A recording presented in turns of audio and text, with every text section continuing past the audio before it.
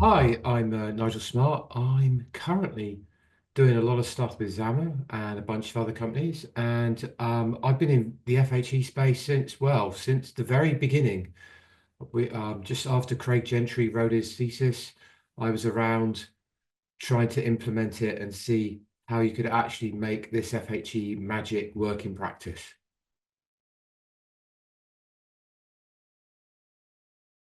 I first heard about FHE when Craig Gentry's thesis came out, or the stock paper, or whatever, something like that.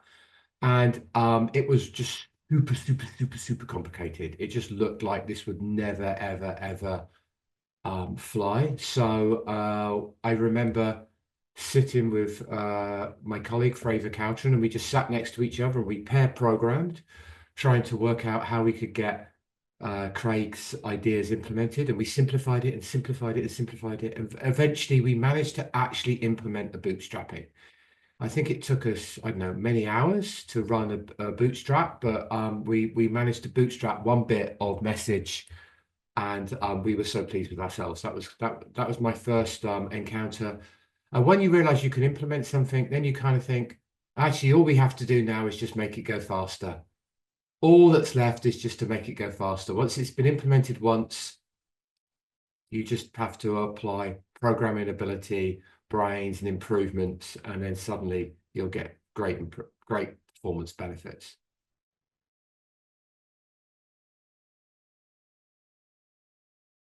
Basically, I think all FHE schemes are cool because they're all doing FHE, which is by definition cool.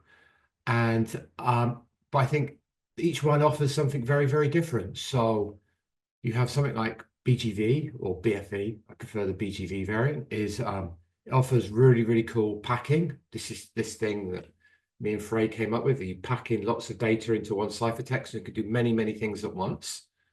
That's really cool. There's this CKKS scheme, which allows you to process on uh, floating point or complex numbers, which is kind of useful if you're doing, numerical algorithms. That's really cool. And then there's this TFHE variant, which allows you to do bootstrapping super, super fast. And whilst you're doing a bootstrapping, to do a table lookup, which allows you to do basically, you can compute forever. Whereas with BGV and CKKS, you either lose precision if you compute forever with CKKS, or it's really, really hard to bootstrap with BGV. With TFHE, you can bootstrap, which means you can go on forever. But they all offer something very, very different. So different applications will use different ones.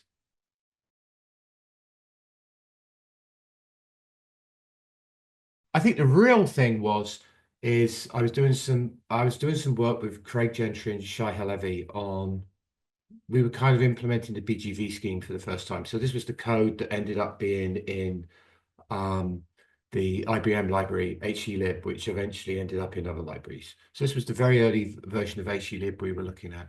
And what was really cool is that we were having to use maths that I'd last studied as a PhD student, really deep number theory, which hadn't yet really had applications, certainly in cryptography. And we were kind of having to apply sort of the theory of local fields and p-adic extensions to be able to extract the bits. And then we were applying Galois theory to move data around the slots. So it was always kind of like really, really heavy math. And it was just like super cool to be able to use this stuff that you hadn't studied for 20 years and then suddenly apply it to something real and that yeah that really got me hooked.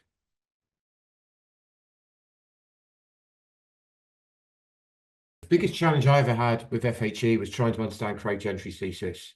It was just like a mind fuck, basically. It was just really complicated and this weird idea of bootstrapping and just the whole thing was just like mad.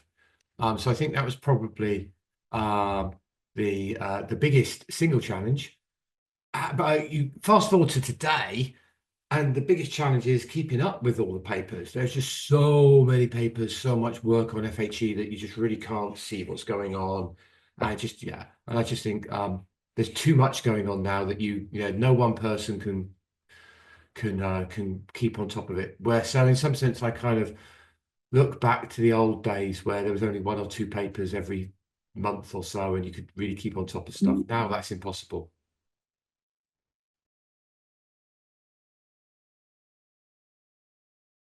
So where do I see Instagram? Well, I see FHE as a tool to do stuff. And basically, it's a tool like secret sharing, like garbled circuits, like I don't know, other weird other forms of encryption. It's a tool like digital signatures, and that tool enables other applications.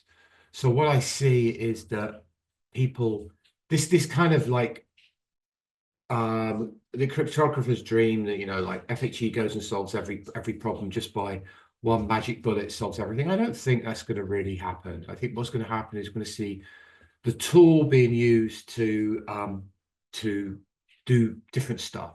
So, for example, you can imagine FHE like a hammer, and you can imagine secret sharing scheme as like a screwdriver, and you could imagine that differential privacy is like a monkey wrench.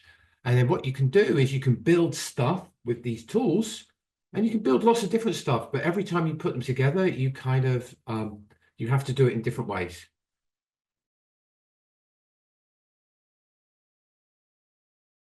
Okay, so that we can do all sorts of stuff now with FHE. We have FHE that can run fast enough for various applications. So speed isn't really the issue. Speed was never the issue because in some sense, what FHE enables you to do is to do something you couldn't do before.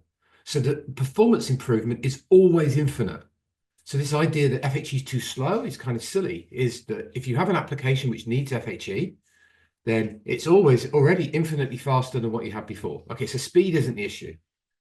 I don't think the deep, like the threshold protocols around FHE are that much of a problem anymore. I think we've kind of fixed that, how we combine FHE and MPC together. I think that's pretty much um, um, it's not completely done, but it's pretty much done. I think the real big thing is how do we prove that someone has actually computed an FHE operation correctly? So this is much more about verifiable computation, but verifiable computation applied to FHE itself, which opens up interesting things because an FHE computation is by inherently complex. And so we have to prove that we've done a computation correctly, which is inherently complex to start with. So I think that would be the big thing that I think that really needs to be solved at the moment.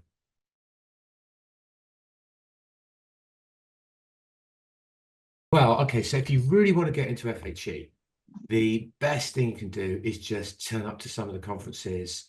FHE.org does a really great conference every year. You go up to something like that, turn up to Crypto Eurocrypt, um, turn up to all the meetups that are online, turn up to all of, just basically absorb as much stuff as possible. Find out what's going on, what the problems people are working on, and just talk to people. I mean, the best way to get into any area is just to chat to people, read the stuff, go to meetings, and just become engaged.